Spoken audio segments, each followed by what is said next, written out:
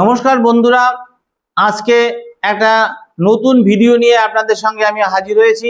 এটা গুরুত্বপূর্ণ ভিডিও, প্রথম থেকে শেষ অবধি আপনারা দেখবেন। অর্থাৎ এটা বিয়ে নিয়ে, আমার কাছে অনেক ক্লায়েন্ট আসেন, তারা বিভিন্ন রকম প্রশ্ন করেন।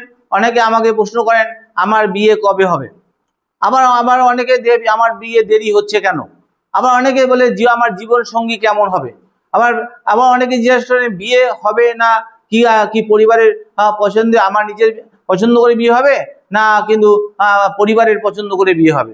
আবার কেউ জিজ্ঞাসা করেন আমার সংসার সুখের হবে হবে তো। আবার আবার অনেকেই জানতে চান কুণ্ডলিতে বিয়ে ভাঙার কোনো যোগ আছে কি। আজকের ভিডিওতে আমরা এই সমস্ত বিষয় নিয়ে জ্যোতিষ শাস্ত্র অনুযায়ী, প্রচলিত নিয়ম অনুযায়ী আমি আলোচনা করব বিস্তারিতভাবে। অর্থাৎ ভিডিওটি আপনারা প্রথম থেকে শেষ অবধি দেখবেন, অর্থাৎ আপনারা অনেক কিছু জানতে পারবেন, অনেক কিছু শিখতে পারবেন। অর্থাৎ ভিডিওটি যদি আপনাদের ভালো লাগে তবে লাইক, শেয়ার, সাবস্ক্রাইব এবং শেয়ার করতে কিন্তু অবশ্যই ভুলবেন না।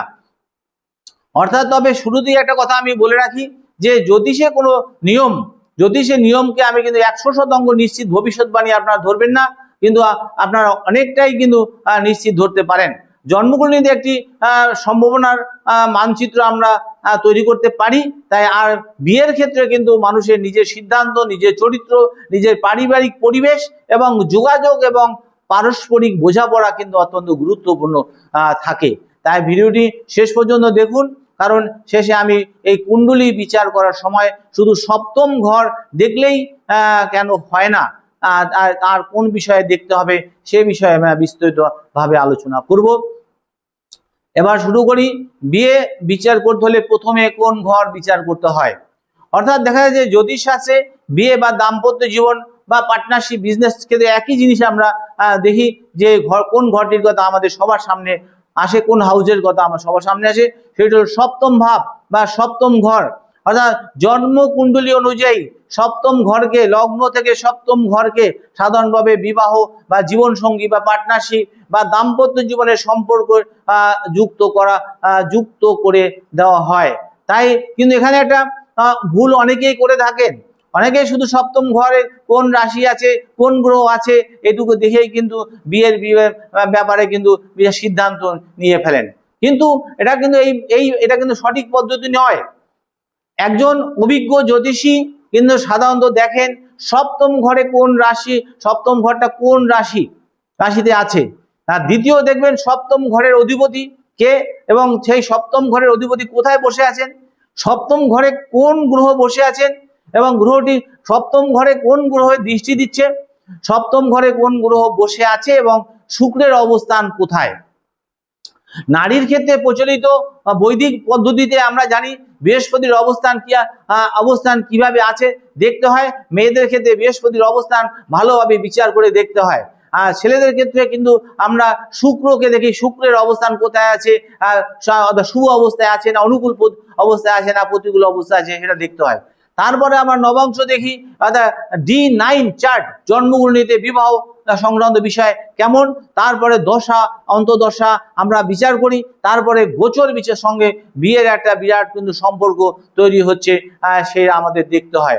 অর্থাৎ একটা মাত্র গ্রহ সপ্তম ঘরে বসে আছে এবং সপ্তম অধিপতিকে এই দেখে কিন্তু পুরো বিয়ের গল্প হয় না, গল্প বানানো যায় না, বিয়ে হবে কি হবে না।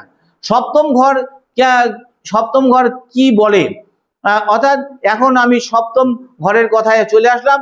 সপ্তম ঘর শক্তিশালী হলে, অর্থাৎ সপ্তম ঘরের অধিপতি যে শুভ অবস্থায় থাকলে এবং প্রচলিত জ্যোতিষ মতে দাম্পত্য জীবনের স্থায়িত্ব এবং পারস্পরিক সহযোগিতা এবং ভালো পার্টনারশিপের সম্ভাবনা কিন্তু দেখা যেতে পারে। আর আবার সপ্তম ঘরের অধিপতি গ্রহ যদি পীড়িত হয় তাহলে সম্পর্কের ক্ষেত্রে কিন্তু কিছু চ্যালেঞ্জের সম্ভাবনা কিন্তু তৈরি হয়ে যেতে পারে। যেমন বিয়েতে দেরি হতে পারে, যেমন হচ্ছে বারবার সম্পর্ক ভেঙে যেতে পারে বা দাম্পত্য জীবনে দূরত্ব তৈরি হতে পারে, অতিরিক্ত সন্দেহ হতে আসতে পারে, রাগ বা অহংকারের সমস্যা তৈরি হতে পারে, ইত্যাদি বিভিন্ন রকম সমস্যা তৈরি হতে পারে। কিন্তু এখানে একটা গুরুত্বপূর্ণ বিষয় আছে, যেটা হচ্ছে কুণ্ডলিতে কোনো একটি অশুভ অবস্থান দেখেই বলা উচিত নয় যে বিয়ে খারাপ হবেই। কারণ একই গ্রহের ফল অনেক সময় অন্য গ্রহ শুভ অবস্থায় দ্বারা অর্থাৎ অনেকটাই সামঞ্জস্যপূর্ণ হয়ে যেতে পারে। তাই জ্যোতিষে বিচারটা কিন্তু উচিত সপ্তম সমগ্র কুণ্ডলী দেখে, অর্থাৎ দেখে তবেই বিচার করা উচিত। শুধু সপ্তম ঘর দেখলেই সপ্তমের অধিপতি গ্রহ দেখে বা সপ্তমে কে বসে আছে দেখেই কিন্তু পুরোপুরি বিচার করা ঠিক হবে না। এবার শুক্র গ্রহের গুরুত্ব এত বেশি কেন? বিয়ের কথা বললে অনেকটা আমরা অত্যন্ত গুরুত্বপূর্ণ হলো আমাদের ক্ষেত্রে শুক্র গ্রহ। অর্থাৎ শুক্রকে জ্যোতিষশাস্ত্রে প্রেম, সম্পর্ক, আকর্ষণ, সৌন্দর্য এবং ভোগ সুখ এবং দাম্পত্য সুখের সঙ্গে যুক্ত করা হয়েছে শুক্রদেবকে। তাই কারো বিবাহিত জীবনে সম্পর্কের প্রবণতা বিচার করতে হলে শুক্রের অবস্থান কিন্তু গুরুত্বপূর্ণ ভূমিকা পালন করে থাকে।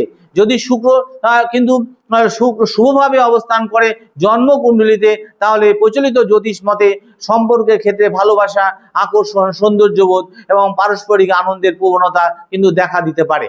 তাই আমি বলতে চাই, অন্যদিকে শুক্র যদি দুর্বল থাকে, শুক্র যদি পীড়িত অবস্থায় থাকে, তাহলে সম্পর্কের ক্ষেত্রে কিন্তু অসন্তোষ, অতিরিক্ত কিন্তু প্রত্যাশা, আকর্ষণের ক্ষেত্রে কিন্তু সমস্যা কিন্তু তৈরি হতে পারে, দাম্পত্য অশান্তির পরিবেশ কিন্তু তৈরি হতে পারে। এটা জ্যোতিষীয় মতে আমরা বলে থাকি।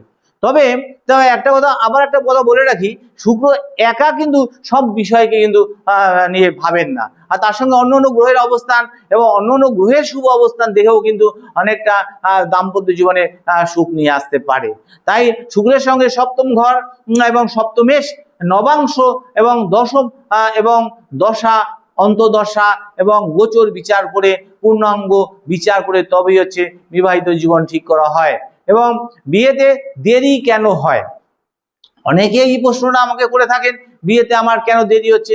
একটা বিশেষ কথা বলি যে আমার বিয়েতে দেরি কেন হচ্ছে, এই যে প্রশ্নটা অনেকে এসে করেন কেন, অর্থাৎ আমরা তখন বলি জ্যোতিষশাস্ত্রে বিয়েতে দেরির সঙ্গে কিছু নির্দিষ্ট প্রথাগত অবস্থানকে যুক্ত করা হয়। কিরকম? বিশেষ করে যদি আমরা ধরি গ্রহকে, অর্থাৎ শনি যদি সপ্তম ঘরে বসে থাকে, অর্থাৎ দেখা যাচ্ছে শনি বিয়েতে লেট করে, অর্থাৎ দেরি করে ফেলে, সেক্ষেত্রে কিন্তু সপ্তম ঘর, সপ্তমে অর্থাৎ বিবাহ কারক গ্রহ শনি শক্তিশালী সম্পর্ক কিন্তু সেটা দেখতে হবে। তাহলে কিছু জ্যোতিষী সেটাকে কিন্তু বিবাহের বিলম্বের সম্ভাবনার কথা হিসাবে বিচার করে থাকেন।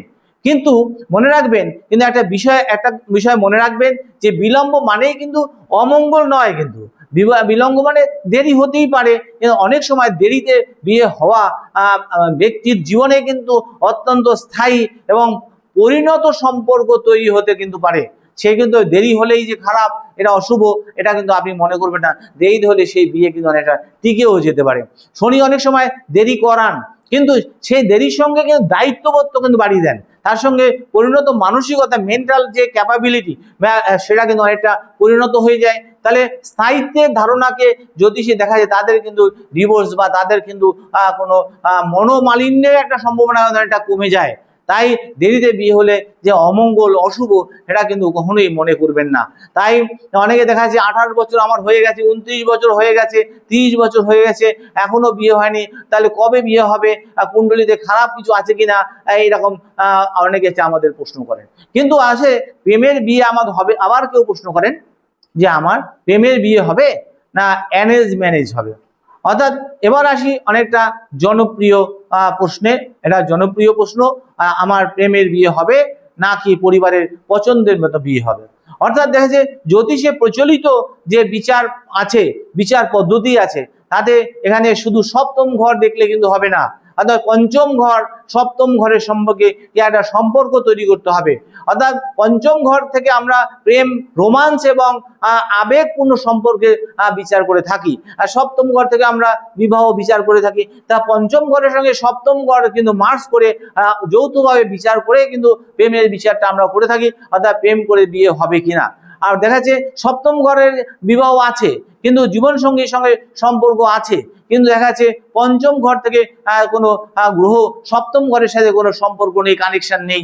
অর্থাৎ তাদের দেখা যাচ্ছে পঞ্চম ঘরের অধিপতি পঞ্চম ঘরে যে বসে আছে, এমন কোনো গ্রহ নেই যে সপ্তম ঘরের সঙ্গে কানেকশন করছে, তাহলে তাদের ক্ষেত্রে কিন্তু প্রেম করে বিয়ে হবে না। অর্থাৎ যদি সব পঞ্চম ঘরের সঙ্গে সপ্তম ঘরের কানেকশন থাকে, সপ্তমের সাথে পঞ্চম ঘরের কানেকশন থাকে, তাহলে কিন্তু তাদের প্রেম করে বিয়ে হতে পারে।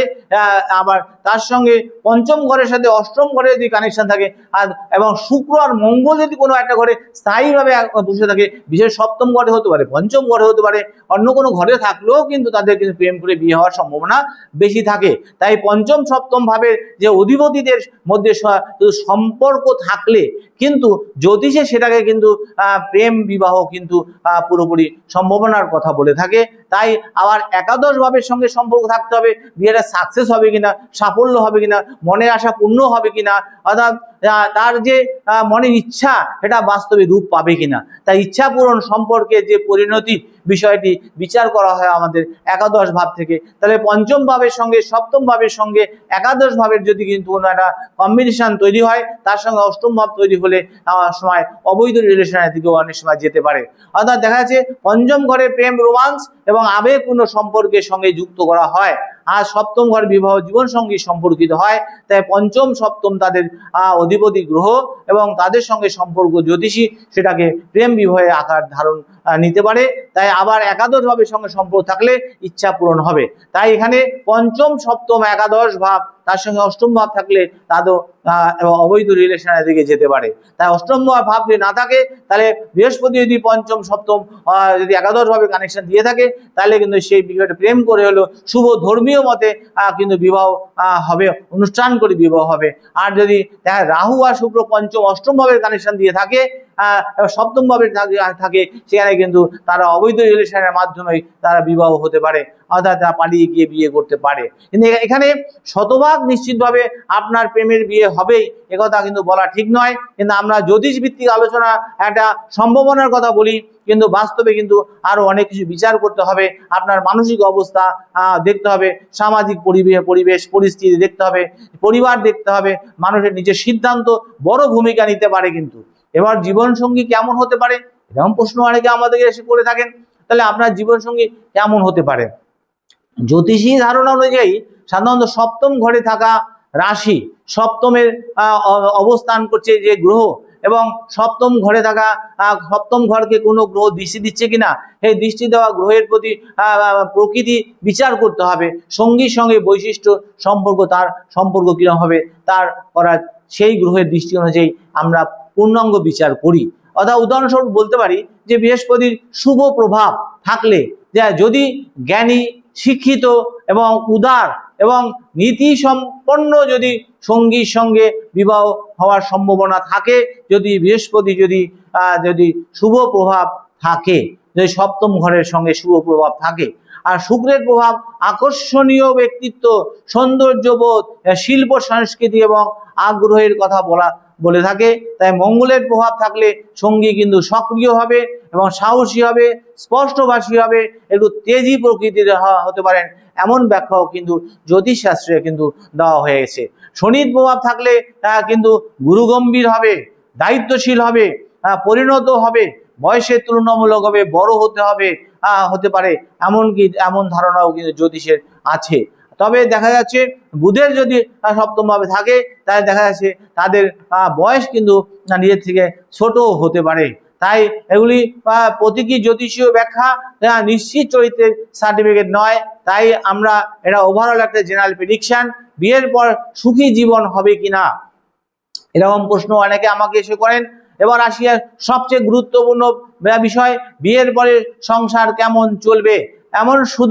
এখানে শুধু বিয়ে হবে কিনা সেটাই দেখলে হবে না, এখানে দাম্পত্য সুখ বিচার করার সময় জ্যোতিষে যে প্রচলিত পদ্ধতি আছে, যেটা সপ্তম ঘর, অর্থাৎ সপ্তমের অধিপতি গ্রহ কোথায় আছে, শুক্র, এবং বিশেষ করে নবাংশ চার্ট এবং D9 চার্ট কুণ্ডলীকে গুরুত্ব দিতে হবে আমাদের।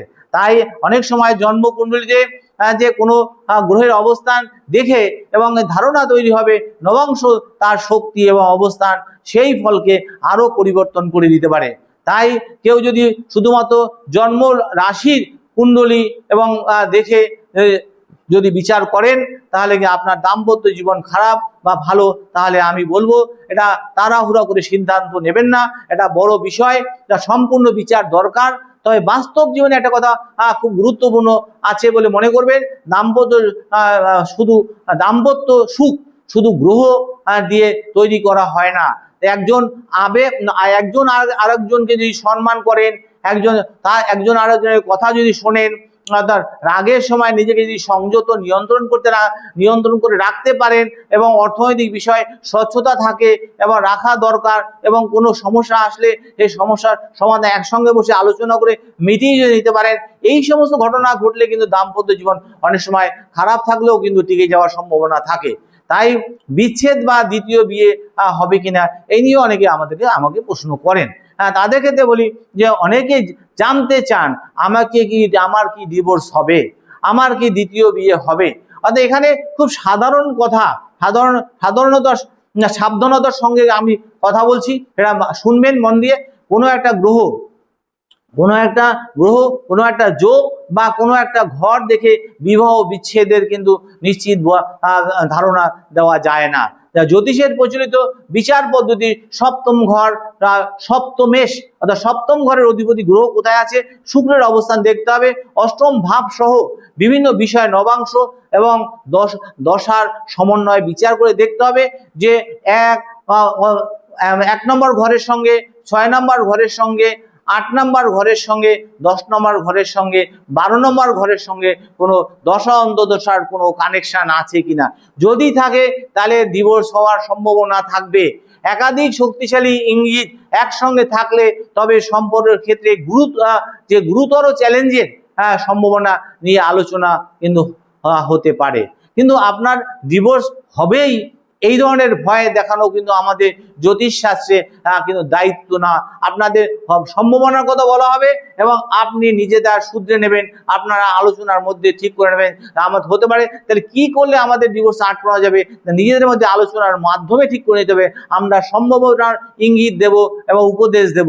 তাই কারণ একটা ভবিষ্যৎবাণী শুনে একজন আরেকজন মানুষের নিয়ে ভয় পেয়ে যাবেন, ভয় না পেয়ে আপনারা নিজের আলোচনার মাধ্যমে সিদ্ধান্ত নিন, এগিয়ে যান, অর্থাৎ নিজেদের সমস্যাগুলো নিজেরা মিটিয়ে নিন। বিয়ের সময় কিভাবে বিচার করা হয় এই নিয়ে প্রশ্ন আছে। এবার আসি বিয়ের সময় নির্ণয়ের ক্ষেত্রে।